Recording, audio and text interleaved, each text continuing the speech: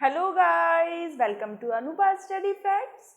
आज guys day 2 है child development and pedagogy series का, जिसमें हम फर्स्ट डे में बात कर चुके हैं बेसिक्स ऑफ डेवलपमेंट। आज हम बात करेंगे गाइस प्रिंसिपल्स ऑफ डेवलपमेंट की। कितने प्रिंसिपल्स होते हैं, कौन कौन से प्रिंसिपल्स हैं, क्या इनका फंक्शन है और किस तरीके से डेवलपमेंट हमारे जीवन में होता है। So let's get started. सबसे पहले principles of development. Principles of development में गाइस पहला है प्रिंसिपल ऑफ चेंज।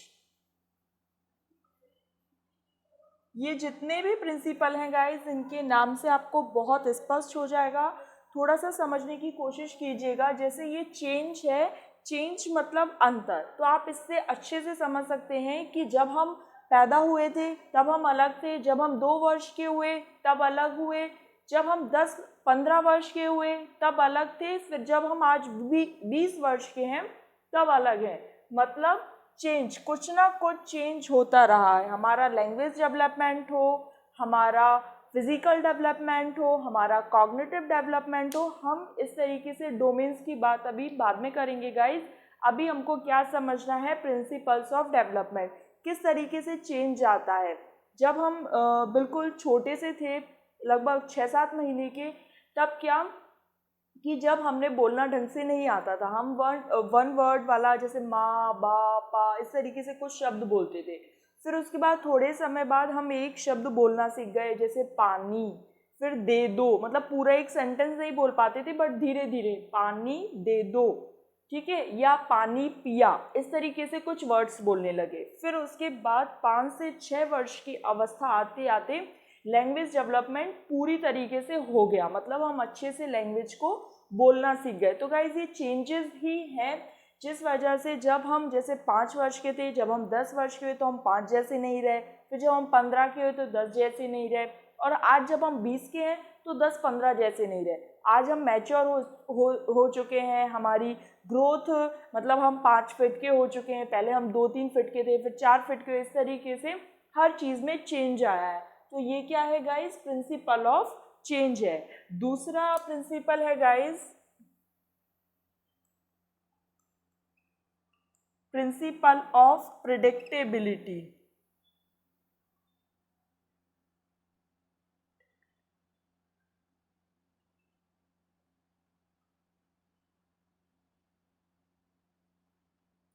प्रिडिक्ट मतलब कुछ प्रिडिक्ट करना, किसी चीज़ का अनुमान लगाना। फॉर एग्जाम्पल एक ये कथन भी आता है, हालांकि इसका फिर बाद में विरोध हो गया, लेकिन ये कथन इस तरीके से आया था कि इंटेलिजेंट पेरेंट्स की जो ऑफ स्प्रिंग्स होती हैं, जो चाइल्ड होते हैं, वो भी इंटेलिजेंट होते हैं। लेकिन बाद में इसका विरोध भी किया गया कि कभी कभी ऐसा भी होता है कि इंटेलिजेंट पेरेंट्स के जो चाइल्ड होते हैं वो थोड़े से कमज़ोर हों, या फिर जो कमज़ोर पेरेंट्स हैं उनके बच्चे कमज़ोर होते हैं, ऐसा कथन था। लेकिन बाद में फिर इसको चेंज किया गया और ये कहा गया कि नहीं, कमज़ोर पेरेंट्स के जो बच्चे वो इंटेलिजेंट हो सकते हैं। प्रिडिक्टेबिलिटी से गाइस बात है अनुमान की, अनुमान लगाया जा सकता है at the time of conception.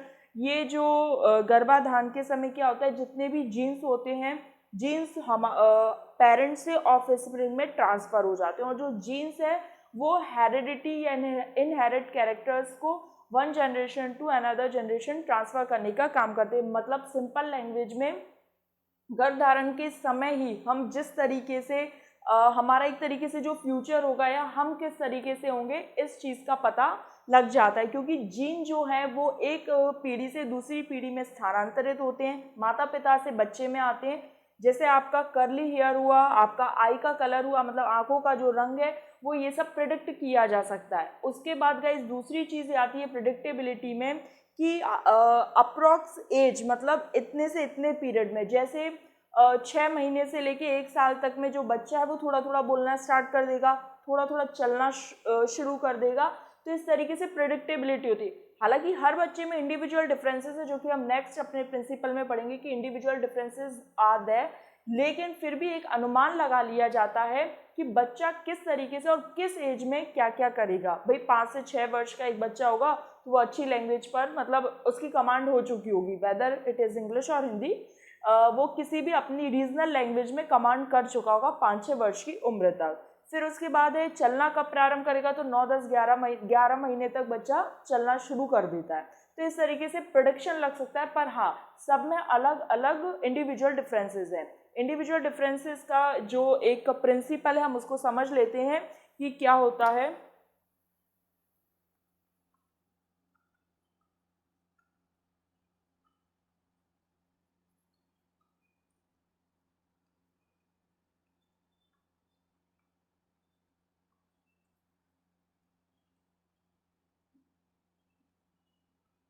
Individual differences हर बच्चे में, हर व्यक्ति में अपना खुद का कुछ पॉइंट रहता है या यूनिकनेस रहती है, इसीलिए कहते हैं all human beings are unique. हम सभी आपस में यूनिक हैं, हमें कभी कंपटीशन नहीं करना चाहिए, क्योंकि देखिए ये प्रिंसिपल भी ये कहता है individual differences always are there. दो व्यक्ति भले ही वो ट्विंस हो, ट्विंस के बारे में अभी हम आगे पढ़ेंगे, भले ही वो ट्विंस क्यों ना हो, मतलब एक ही माँ के गर्भ से उनका जन्म क्यों ना हुआ हो, लेकिन उनमें भी भिन्नता रहेगी। कितनी भिन्नता रहेगी वो हम अभी पढ़ेंगे। तो individual differences always are there.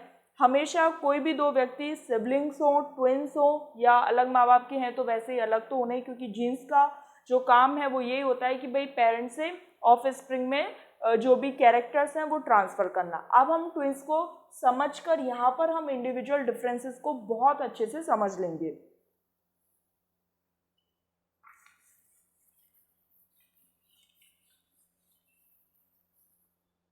Twins को समझते हैं गाइस। ट्विंस मतलब जुड़वा, ये दो प्रकार के होते हैं,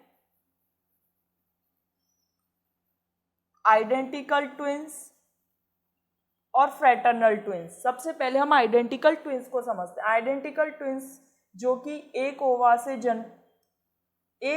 जो जन्म लेगा बच्चा वो आइडेंटिकल ट्विंस है, मतलब मोनोजाइगोटिक। इसका दूसरा नाम क्या है गाइस, मोनोजाइगोटिक है। ये एक ओवा से जनरेट होते हैं और इनका जो लिंग होता है वो सेम होता है, या फिर दोनों बच्चे बॉय होंगे या दोनों बच्ची जो गर्ल होंगी। इस तरीके से आप समझ सकते हैं। आइडेंटिकल ट्विंस जो हैं वो एक ओवा से जनरेट होंगे, इन्हें मोनोजाइगोटिक कहा जाता है। इनका जो लिंग है वो सेम होगा, वेदर ही इज बॉय और शी इज गर्ल, या तो दोनों गर्ल होंगी या दोनों बॉय होंगे। उसके बाद गाइस दूसरा है आपका फ्रैटर्नल ट्विंस।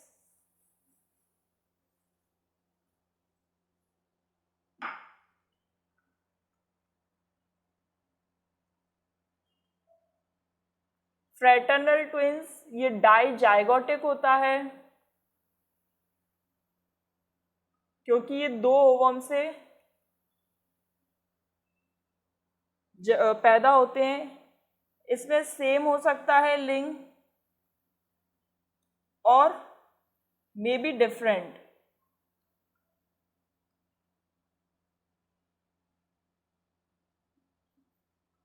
बॉय बॉय या फिर बॉय गर्ल या फिर गर्ल गर्ल। ठीक है गाइस। फ्रैटर्नल ट्विंस मतलब जो दो ओवा से जनरेट होते हो, उनका जो लिंग है वो सेम हो सकता है और डिफरेंट भी हो सकता है। मोनोजाइगोटिक में एक पॉइंट याद रखने वाली बात है, 0.85% similarity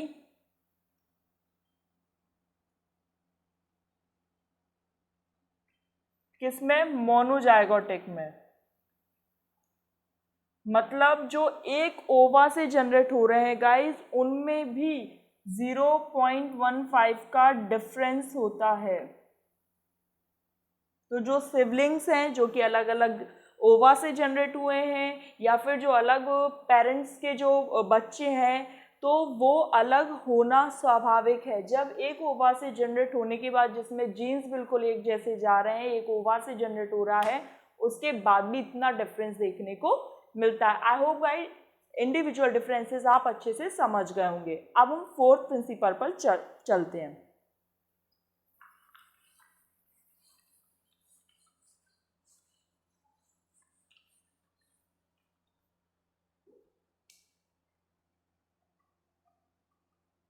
principle of interaction between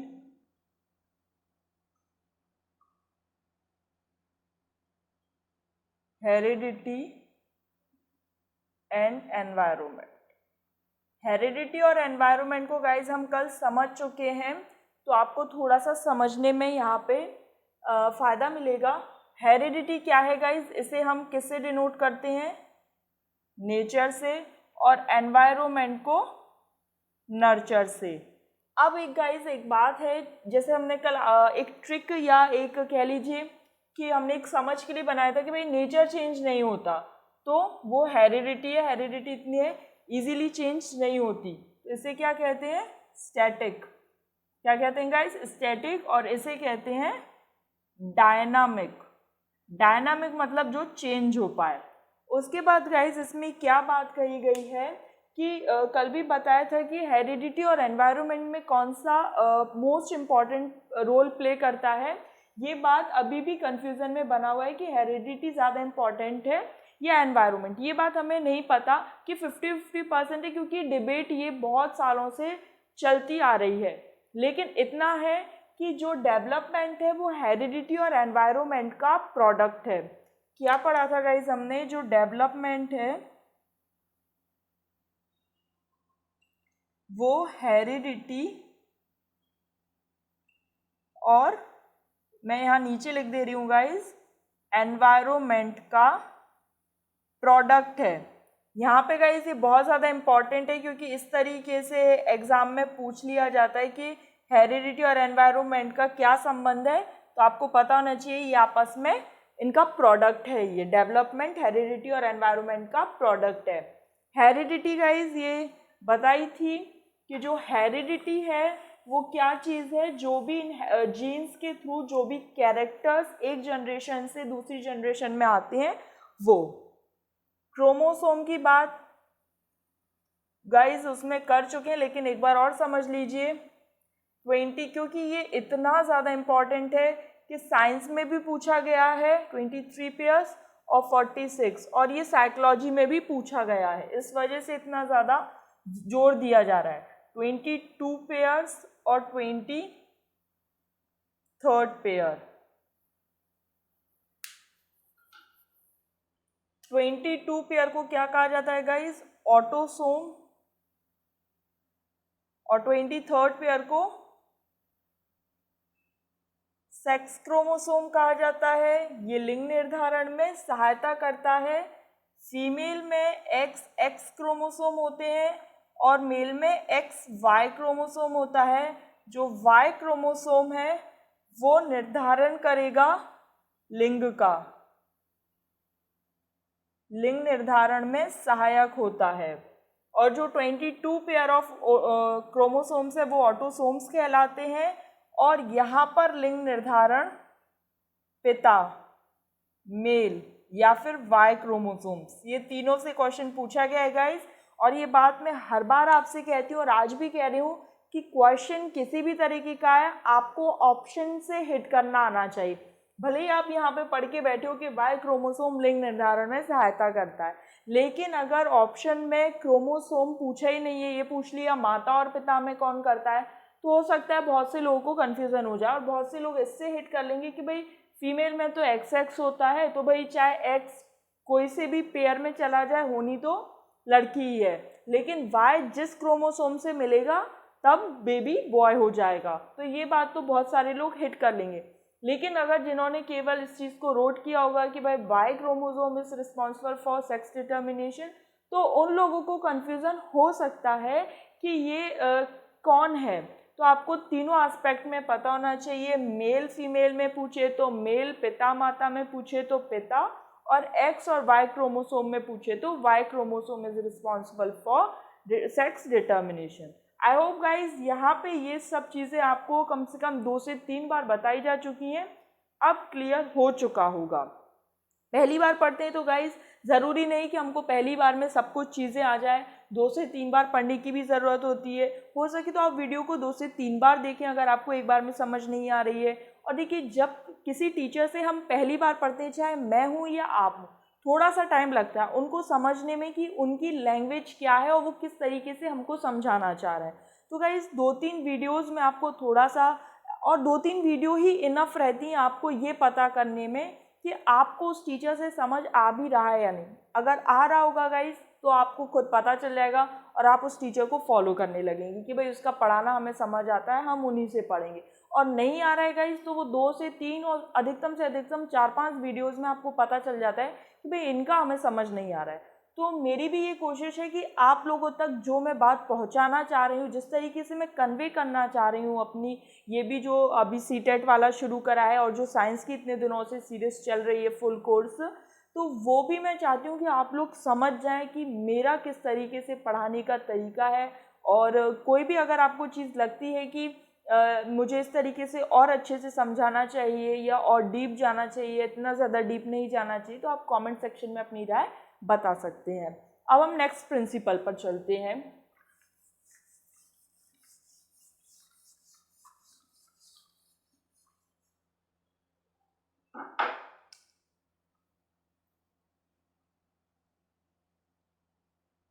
principle of continuity. Continuous guys आपको डेवलपमेंट, जब हमने बेसिक्स ऑफ डेवलपमेंट पढ़ा था उसमें भी ये चीज़ क्लियर की गई थी कि जो ग्रोथ होती है वो एक टाइम आने के बाद रुक जाती है। At the age of 18, 19, 17 to 19 के बीच जो ग्रोथ है वो रुक जाती है। बट जो डेवलपमेंट है वो वूम टू टूम चलता है, मतलब गर्भ से कब्र तक चलता है। ये बात ये कॉन्टिन्यूस है, कभी रुकता नहीं है। जो डेवलपमेंट है उसे असेस किया जा सकता है, मतलब उसका आकलन किया जा सकता है, उसको मापा नहीं जा सकता। आपकी समझ कितनी विकसित हुई है, आधा किलो 2 किलो इस तरीके से हम नहीं बता सकते, लेकिन हमारा वजन कितना बढ़ गया है, 1.5 किलो 2 किलो, ये हम इजीली बता सकते हैं। तो जो डेवलपमेंट है उसका आकलन कर सकते हैं, उसको हम मेज़र नहीं कर सकते। लेकिन डेवलपमेंट कभी ना रुकने वाली प्रोसेस है, चाहे आपका फिजिकल डेवलपमेंट हो, चाहे आपका कॉग्निटिव डेवलपमेंट हो, और चाहे आपका सोशो इमोशनल डेवलपमेंट हो, ये कभी नहीं रुकते गाइस। क्योंकि क्या है कि ये चीज़ें एकदम डायरेक्टली समझ नहीं आती हैं। एग्जाम्पल देख लेते हैं। फिजिकल तो आपको दिख जाएगा कि भाई वजन बढ़ा है, हाइट बढ़ी है, लेकिन कॉग्निटिव डेवलपमेंट जो कि अब हम नेक्स्ट उसमें करेंगे, कॉग्निटिव डेवलपमेंट में क्या होता है गाइस, संज्ञान समझ का विकास होता है। ये समझ नहीं आता है कि इस व्यक्ति में कितनी समझ बढ़ी है, उसको हम मेजर नहीं कर सकते, लेकिन हाँ हम उसको असेस कर सकते हैं। फॉर एग्जाम्पल गाइस, जब आप मेरी पहली वीडियो देखेंगे तब आपको थोड़ा सा जो मैं समझाना चाह रही हूँ वो थोड़ा सा कम समझ आया होगा कि भाई मेरे हो सकता है मेरे समझाने का तरीका अलग हो, आपके समझने का तरीका अलग हो, मेरे बोलने का तरीका अलग हो। बहुत सारी चीज़ें रहती हैं जो आप जैसे पहले किसी टीचर से पढ़ रहे हैं और फिर आपने मेरी वीडियो देखी तो आपको लगा यार कि मतलब इतना अच्छा प्रभाव नहीं है, लेकिन फिर भी आपने कहा कि चलो अभी नया चैनल है, एक आध ट्रायल देते हैं, देखते हैं कि कैसा क्या पढ़ा रही है। फिर आपने मेरी सेकंड वीडियो देखी, आपको लगा कि हाँ शायद से ये थोड़ा सा ठीक पढ़ा सकती है या ठीक पढ़ा रही है, ठीक है। लेकिन आपको ये पता नहीं चला कि आधा किलो ज़्यादा पढ़ा रही है या 1 किलो अच्छा पढ़ा रही है, ऐसा कुछ पता नहीं चला। अब आपने मेरी तीसरी वीडियो देखी, उसमें आपको लगा कि हाँ मुझे इनका समझ आ रहा है, मतलब जिनको समझ आ रहा होगा उनके लिए, और जिनको नहीं आ रहा हो तो मैं अपनी पूरी कोशिश करूँगी कि भाई उन लोगों को भी समझ आए जिनको नहीं आ रहा है, ठीक है। तो भाई तीसरी वीडियो में आपने देखा कि हाँ मुझे तो काफ़ी अच्छा इनका समझ आ रहा है जैसे ये समझा रही हैं, तो मुझे इनको देखते रहना चाहिए। ऐसे ही करके 10-15 वीडियो जब आपने मेरी देखी तो अब मैं केवल जो टर्म भी लिख दूँ ना तो आप उस चीज़ से रिलेट कर पाएंगे कि अब मैं नेक्स्ट क्या बोलने वाली हूँ, किस तरीके से पढ़ाने वाली हूँ। तो गाइज ये आपको पता नहीं चला कि आपने फर्स्ट वीडियो में कितना मेज़र नहीं कर पाएंगे कि भाई आधा किलो समझ आया था या नहीं आया था। और 15th वीडियो या 50वीं या 100वीं वीडियो भी जब आप मेरी देखेंगे तो आपको ये पता नहीं चलेगा कि आपको मेज़र नहीं कर पाएंगे कि इतना समझ आ रहा है। पर हाँ, जब आप एग्ज़ाम में जाएंगे और आपको मेरा पढ़ाया हुआ याद आएगा और आप जब ऑब्जेक्टिव पेपर को फटाफट टिक करेंगे तो आपको ये ध्यान आएगा कि हाँ, मुझे समझ आ रहा है। इसका मतलब आप उस चीज़ का आकलन कर रहे हैं, उसको माप नहीं रहे हैं। मेरा बस कहने का यही था ना, मैं ये वीडियोस का बस एक एग्जांपल था, क्योंकि रैंडम जो याद आ जाएगा इस वही एग्जांपल सबसे सुइटेबल लगता है, क्योंकि ये वीडियो का इस अनकट रहती है। ऐसा तो है नहीं कि बार बार इस पर मुझे मैं बैकअप ले लेती हूँ कि हाँ ठीक है ये हो गया, वापस से कट कर दो, फिर आ रही हूँ, फिर कट कर रही हूँ, और कोई एडिटिंग भी नहीं है गाइज। इसलिए जो भी ऑन द स्पॉट जो भी मुझे एग्जाम्पल याद आता है और अगर वो आपसे रिलेट हो पाए और आप उस चीज़ को समझ पाएँ, इसलिए मैं इस तरीके से एग्जाम्पल लेने की कोशिश करती हूँ। ठीक है गाइज, तो ये डेवलपमेंट जो है, जो अभी हम पढ़ेंगे आगे, कॉग्निटिव डेवलपमेंट वगैरह, ये हम असेस कर सकते हैं, हम इसका आकलन कर सकते हैं, लेकिन हम इसको मेज़र नहीं कर सकते। लेकिन जैसे लॉकडाउन के पहले बहुत लोगों का वज़न जब सपोज 40 था, ठीक है मैं अपना ले लेती हूँ, 40 था, और लॉकडाउन के बाद अगर 42 43 हो गया है, तो इस चीज़ को हम मेज़र कर पा रहे हैं कि 42 43 मतलब 2 से 3 किलो हमारा वज़न बढ़ गया, मतलब हम इसको मेज़र कर पा रहे हैं। लेकिन लॉकडाउन में जैसे मैंने जितना पढ़ा, मैंने साइंस के ऊपर सपोज एनसीईआरटी की 11th-12th निपटा दी, पढ़ ली मैंने उसको, तो गाइज मेरी समझ मैं मेज़र नहीं कर पाऊंगी कि कितनी समझ विकसित हुई लॉकडाउन के दौरान, मेरी समझ कितनी विकसित हुई ये मैं पता नहीं लगा पाऊंगी। लेकिन जो मेरा वज़न है मैं उसे माप सकती हूँ। आई होप गाइज ये जो छोटे से 2 एग्जाम्पल्स थे आपको रिलेट कर पा रहे होंगे और आप समझ पा रहे होंगे। ठीक है, तो ये कुछ प्रिंसिपल्स ऑफ डेवलपमेंट थे। कौन कौन से थे? प्रिंसिपल ऑफ कॉन्टिन्यूटी, मतलब एक कॉन्टिन्यूस में चलता रहेगा। फिर उसके बाद जो इंडिविजुअल डिफरेंसेस, मतलब सभी जो लोग होते हैं वो अपने आप में यूनिक होते हैं, और किसी का किसी से कोई कंपटीशन इसलिए नहीं हो सकता गाइज, जब 2 ट्विंस आपस में 0.15% का डिफरेंस रख रहे हैं, तो भाई हम और आप तो अलग अलग पेरेंट्स के ऑफ स्प्रिंग्स हैं, तो हम में तो डिफरेंसेस होना बहुत आम बात है। ठीक है गाइज, उसके बाद हमने पढ़ा कि interaction between heredity and environment, इसकी डिबेट हमेशा चलती रहेगी गाइज। डेवलपमेंट से एक पॉइंट और याद आया है, आप नोट डाउन कर सकते हैं या समझ सकते हैं कि जो डेवलपमेंट